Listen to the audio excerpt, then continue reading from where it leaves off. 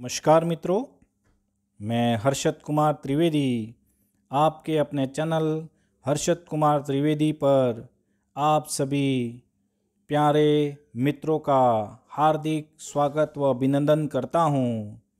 आज एक बार फिर से आपके सामने राजस्थान का इतिहास का टॉपिक नंबर 7 बीकानेर के इतिहास को लेकर आया हूं मैं।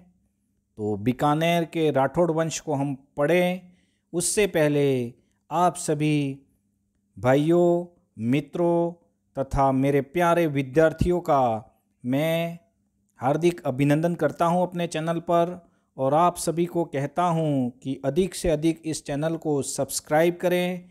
अगर पहली बार आप आए हैं तो ज़रूर सब्सक्राइब करें, शेयर करें, लाइक करें, और मेरे द्वारा बनाए गए टॉपिक 6 जो पहले मैंने बनाए हैं राजस्थान के इतिहास के, वो ज़रूर आप देखें। उसके बाद ही ये वीडियो आप देखें तो राजस्थान का इतिहास आपको 100% समझ में आएगा। और मैंने कहा है कि आपके अपने चैनल हर्षद कुमार त्रिवेदी चैनल पर मैं आपको पूरा विश्व का इतिहास, भारत का इतिहास तथा राजस्थान का इतिहास आपको मैं मेरे ऑथेंटिक नोट्स द्वारा आपको मैं यहाँ लाइव भी आऊँगा आपके सामने। और बहुत वीडियो मैंने अभी तक बना दिए हैं, लगभग 20 से 24 वीडियो मैंने बनाए हैं, आप देख सकते हो। तो बहुत ही काम की चीज़ है आपके लिए, और इतिहास को एक पेज पर लाने का ये मेरा वादा आपसे जो हुआ है वो मैं ला रहा हूँ। तो ये वीडियो आप ज़रूर देखें, पहले वाले वीडियो ज़रूर देखें, उसके बाद ही ये वीडियो देखें। तो शुरू करें हम बीकानेर का इतिहास। ये राठौड़ वंश थे, यानी आपको पता है कि जोधपुर के राठौड़ व बीकानेर के राठौड़ दोनों भाई ही थे, लेकिन यहाँ दोनों ने अलग अलग क्षेत्र पर अधिकार किया था, इसीलिए हमें दोनों को अलग अलग पढ़ना पड़ता है। तो बीकानेर के इतिहास को हम पढ़ रहे हैं आज। तो शुरू करें हम बीकानेर के इतिहास को, तो आप बने रहें मेरे साथ। तो शुरू करें हम मेरे द्वारा बनाए गए ऑथेंटिक नोट्स। एक एक लाइन इसकी बहुत ही महत्वपूर्ण है, तो आप वीडियो को आराम से देखें। बीकानेर के राठौड़ वंश हम पढ़ रहे हैं। तो बीकानेर के राठौड़ वंश में देखें तो राव बीका जो हैं वो 1465 ईस्वी में जांगल प्रदेश में राठौड़ वंश की नींव रखेगा। जांगल प्रदेश का मतलब बीकानेर के आसपास का क्षेत्र है। तो नागौर का कुछ ऊपर का भाग भी आएगा, तो ये ध्यान रखना है आपको। राव बीका ने 1465 में राठौड़ वंश की नींव रखी है, और 1488 में बीकानेर नगर की स्थापना की है। बहुत ही महत्वपूर्ण बातें जो काम की हैं वही मैं लेके आया हूँ आपके लिए। तो ये देखिए, राव बीका ने बीकानेर में राठौड़ वंश की नींव रखी है। तो ये देखिए आपके सामने राव बीका जी आपके सामने लाया हूँ मैं। राव बीका जी जो बीकानेर की नगर की स्थापना करते हैं 1465 में। ध्यान रखना आप, मैंने कहा था आपको कि यह जोधपुर और बीकानेर वाले दोनों आपस में भाई ही थे। तो देखिए 1465 में जोधपुर के संस्थापक राव जोधा के 5वें पुत्र बीका ने बीकानेर के राठौड़ वंश की नींव रखी है। तो 1465 में किसने नींव रखी है बीकानेर की? तो जोधपुर के 5वें पुत्र थे जिसका नाम है बीका। तो ये जोधपुर के जो जोधा थे जिन्होंने, आपको पता है, जोधपुर नगर की स्थापना की थी। तो 1459 की बात है। हम देखें तो आपको मैं बताऊं तो बिल्कुल सही, मैंने कहा आपको कि 1459 में जोधपुर नगर की स्थापना राव जोधा ने की है, और उसी राव जोधा का 5वां पुत्र था राव बीका। तो ये भाई हुए ना, मतलब भाई हैं, राठौड़ वंश से संबंधित ही हैं। तो उसने बीकानेर में राठौड़ वंश की नींव रखी है राव बीका ने। 1488 में राती घाटी नामक स्थान पर बीकानेर की स्थापना की है। तो राठौड़ वंश की नींव कब रखी है? तो 1465 में, ये ध्यान रखना। और बीकानेर नगर की स्थापना कब की है? तो 1488 में, 88 में, ये ध्यान रखना। मुख्य बात वही है, समय पूछा जाता है। राव बीका के पश्चात लूणकरण शासक बने थे। लूणकरण, कलयुग का कर्ण भी कहते हैं उनको। तो ये देखते हैं, अत्यधिक दानी प्रवृत्ति का होने के कारण उन्हें कलि युग का कर्ण भी कहा जाता है। और इसने लूणकरण सर झील का भी निर्माण करवाया है और एक वहाँ पर क्या है, कस्बा भी बनाया है, तो ये ध्यान रखना। नेक्स्ट हम देखें तो देशनोक नोखा में करणी माता का जो मंदिर है, राव बीका ने देशनोक नोखा में करणी माता के मूल मंदिर का निर्माण करवाया भाई। और करणी माता का मूल नाम क्या था, रिद्धि भाई। ये मुख्य मुख्य बातें उसको भी मैं लेके आया हूँ, तो ये ध्यान रखना। इस मंदिर का आधुनिक रूप महाराजा सूरत सिंह ने दिया है। करणी माता को चूहों की देवी के उपनाम से भी जाना जाता है। करणी माता के सफ़ेद चूहों को काबा कहते हैं। और करणी माता बीकानेर के राठौड़ व चारणों की कुल देवी हैं। करणी माता चारण जाति की थी। चारण जाति के लोग बीकानेर की कोलायत झील में स्नान नहीं करते, कोलायत झील में, ये ध्यान रखना। और राव बीका ने बीकानेर में नागणेची माता का मंदिर का निर्माण भी करवाया है। राव बीका ने एक दुर्ग के निर्माण की प्रक्रिया भी प्रारंभ की है, ध्यान रखना, लेकिन उसे पूर्ण नहीं कर सका है। उसे पूर्ण किया है भाई राय सिंह राठौड़ ने किया है। राय सिंह राठौड़ का नाम सुना होगा आपने, जो आगे आएंगे शासक, जिसे वर्तमान में बीका जी की टोकरी या टेकरी की कहते हैं।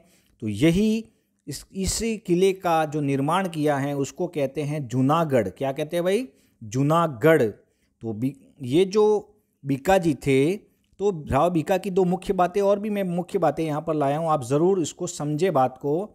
और राव बीका ने दो बातें यहाँ पर मुख्य यही हैं कि राव बीका ने 1465 में झांगल प्रदेश में राठौड़ वंश की नींव रखी और 1488 में बीकानेर नगर की स्थापना की है। एक दुर्ग जो किला जो है उन्होंने बनवाया था, लेकिन वो और यही जूनागढ़ का किला आपके सामने मैं लाया हूँ। ये पूरा नहीं कर सके थे, ये पुराना ही था, इसीलिए उसको जूनागढ़ कहते हैं और राय सिंह राठौड़ ने इसे बनवाया है।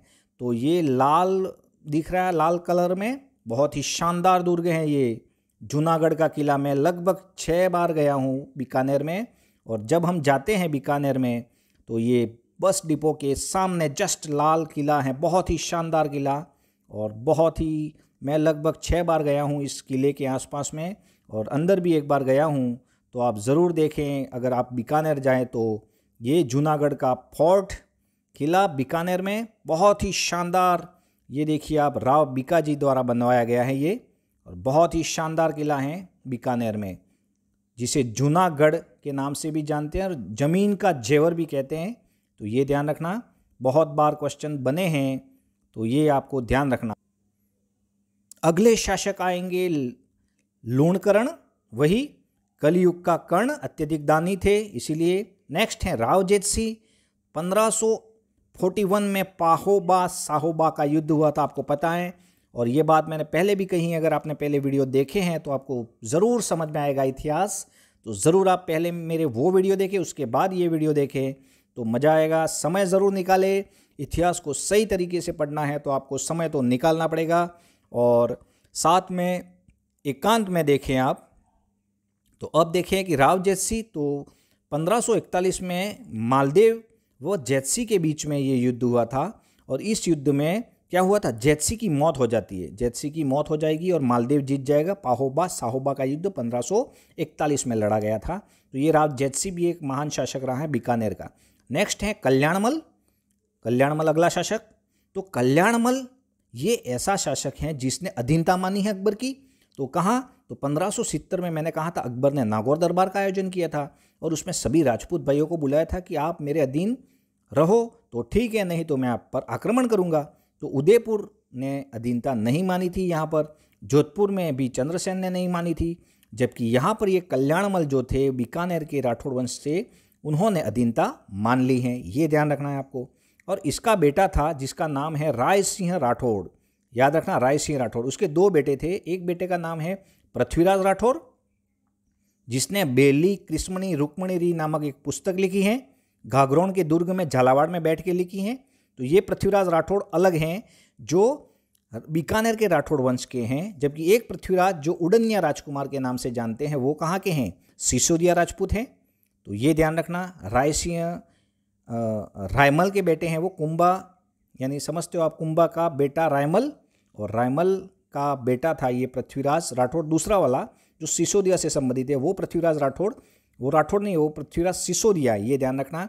तो वो उड़निया राजकुमार है, जबकि कल्याणमल का 2 बेटे, उसमें से एक बेटा का नाम है पृथ्वीराज राठौड़, जिसे बेली कृष्णमणि रुक्मणी री नामक पुस्तक लिखी है, ये ध्यान रखना आप। और ये कहाँ लिखी है? तो गागरोन के दुर्ग में, झालावाड़ में लिखी है। अब नेक्स्ट शासक बनेगा राय सिंह राठौड़। राय सिंह राठौड़ का नाम आपने सुना होगा। तो ये अकबर का वफादार था। क्यों? क्योंकि उसके पिता ने अधीनता मान ली है, तो बेटा भी वहीं रहेगा। तो अकबर ने बीकानेर के राजकुमार राय सिंह को जोधपुर का प्रशासक नियुक्त किया है भाई। क्या किया है? प्रशासक नियुक्त किया है। और उसे कहाँ था? कहाँ? तो आपको पता है, मैंने कहा था कि चंद्रसेन भी उसका भाई तो है ही, तो उसको राय सिंह राठौड़ को भेजा था कि जाओ आप चंद्रसेन को ढूंढ के लाओ। तो चंद्रसेन को पकड़ने के लिए कार्य सौंपा था, लेकिन राय सिंह राठौड़ क्या किया था? वो घूम के वापस आए थे, क्योंकि उनको पता था कि चंद्रसेन अधीन नहीं होंगे कभी भी। तो इसीलिए ये भाई का एक किरदार भी वहाँ निभाया था। चाय वाय पी के वापस आए थे। जैसे कोई पुलिस है, अपने पुलिस जो है वो किसी को ढूंढने आती है, उसको पता है कि यहाँ पर नहीं मिलेगा वो, तो वो क्या करती है? चाय वाय पी के कहती है और जाके कहती है कि भाई नहीं मिले। तो यही कारण था ये। तो राय सिंह राठौड़ बहुत ही विद्वान भी व्यक्ति हैं। तो हम देखते हैं अब 1574 में इसका राज्याभिषेक हुआ भाई। देखो 1572 में तो उसे प्रशासक नियुक्त किया है, उसका ये जिंदा था तभी पिता, और उसे राज्याभिषेक यानी ये मरेगा 1574 में, उसके बाद में उसको राजा बनाएंगे।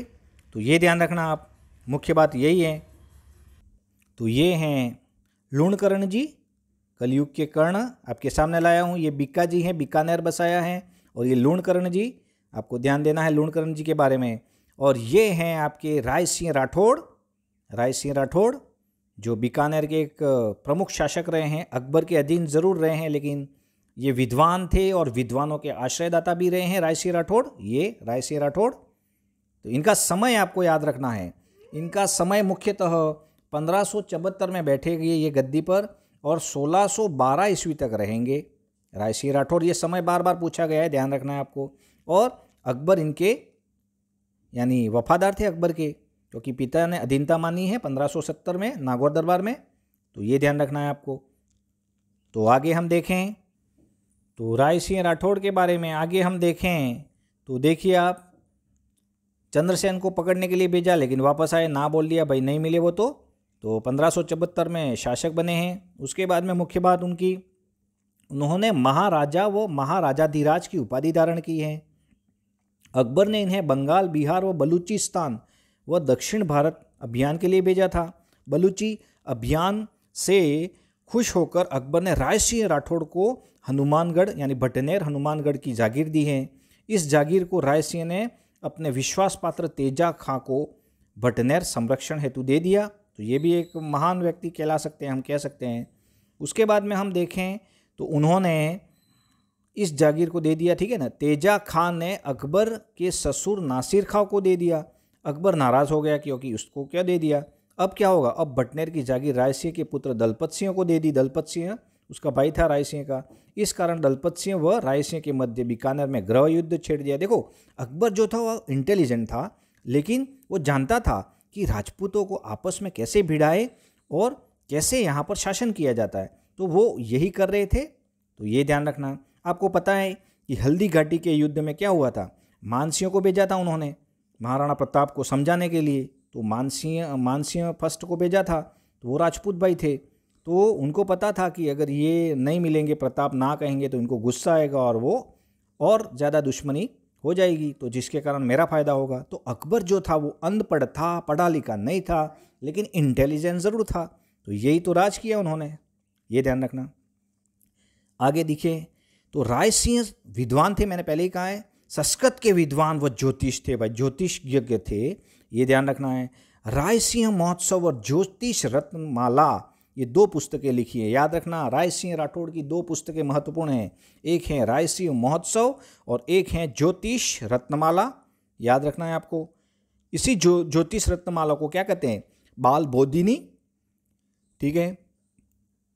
अब बात करें 1578 में अकाल में राय सिंह ने खजाने के अपने जो खजाने थे 13 माह के लिए अकाल के लिए खोल दिए, तो अन्न भंडार खोल दिया। अतः इन्हें राजपूताने का कर्ण कहते हैं भाई। मुंशी देवी प्रसाद ने कहा है। तो राजपूताने का कर्ण किसे कहते हैं, बीकानेर का कौन सा शासक, तो राय सिंह राठौड़। और राय सिंह राठौड़ विद्वान थे, ये ध्यान रखना, दोनों पुस्तकें याद रखना, राय सिंह महोत्सव लिखी उन्होंने और ज्योतिष रत्नमाला, बाल बोधिनी भी कहते हैं। ये सारे क्वेश्चन कहीं ना कहीं बने हैं, जो इंपॉर्टेंट बातें हैं वही मैं आपके सामने ला रहा हूँ। अगला शासक हैं कर्ण सिंह बनेगा। कर्ण सिंह नाम सुना होगा आपने। तो ये देखिए कर्ण सिंह मुगल बादशाह उस समय कौन थे, औरंगजेब थे। कौन थे, औरंगजेब। औरंगजेब ने कर्ण सिंह को झांगलधर बादशाह की उपाधि दी है। ये क्वेश्चन भी बना है कहीं ना कहीं, ये ध्यान रखना। और कर्ण सिंह ने एक ग्रंथ लिखा है साहित्य कल्पद्रुम। कल्पद्रुम ध्यान रखना। कर्ण सिंह के दरबारी साहित्यकार थे। देखो साहित्यकार है तो वो कहीं ना कहीं उसका आश्रयदाता जरूर रखेगा। तो उसका एक इम्पोर्टेंट जो था साहित्यकार, उसका नाम था गंगानंद मैथिल ने कर्णभूषण व काव्य दागिनी नामक रचना लिखी है, ये ध्यान रखना। अब इन्हीं के समय में क्या होता है, मतीरे की राड़ युद्ध होता है। ये बार बार क्वेश्चन आया है, मतीरे की राड़ कब लड़ा गया, तो 1644 में लड़ा गया, 1644 में। उस समय बीकानेर व नागौर के बीच में लड़ाई होती है, तो साम्राज्य विस्तार के लिए होगी, बिल्कुल सही है। तो कर्ण सिंह जीतेंगे उसमें और नागौर के अमर सिंह हैं वो हार जाएंगे, तो ये ध्यान रखना आप। कारण क्या था, तो जाखरिया गांव का एक सीमा विवाद था, तो वो ध्यान रखना आप। नेक्स्ट शासक बनेंगे अनूप सिंह। कौन बनेंगे भाई, अनूप सिंह। तो नेक्स्ट शासक इंपॉर्टेंट है अनूप सिंह, जो मुख्य हैं वही ला रहा हूँ मैं आपको। अनूप सिंह के बारे में आप ज़रूर देखिए। तो अनूप सिंह को औरंगजेब ही था और औरंगजेब ने माही भरातीव की उपाधि दी है। योद्धा भी हैं, वह साहित्यकार भी हैं, ये ध्यान रखना आप। अनूप सिंह द्वारा ग्रंथ लिखे गए हैं, बहुत ही विद्वान थे ये, उनके द्वारा ग्रंथ लिखे गए हैं। अनूप विवेक चिंतामणि, अनूप विवेक चिंतामणि, काम प्रबोध, श्राद्ध प्रयोग, याद रखना। इन्होंने भी गीत गोविंद पर टीका लिखा है, उसका नाम अनूपोदय, अनूपोदय, अनूपोदय, याद रखना आप। दरबारी साहित्यकार कौन है, तो भाव भट्ट। अनूप सिंह के दरबारी विद्वान कौन है, भाव भट्ट। और भाव भट्ट की पुस्तकें याद रखना, अनूप संगीत सागर, अनूप संगीत रत्नाकार। ये दोनों क्वेश्चन बने हैं कहीं ना कहीं। और बीकानेर चित्रकला का स्वर्ण काल अनूप सिंह के काल को कहते हैं।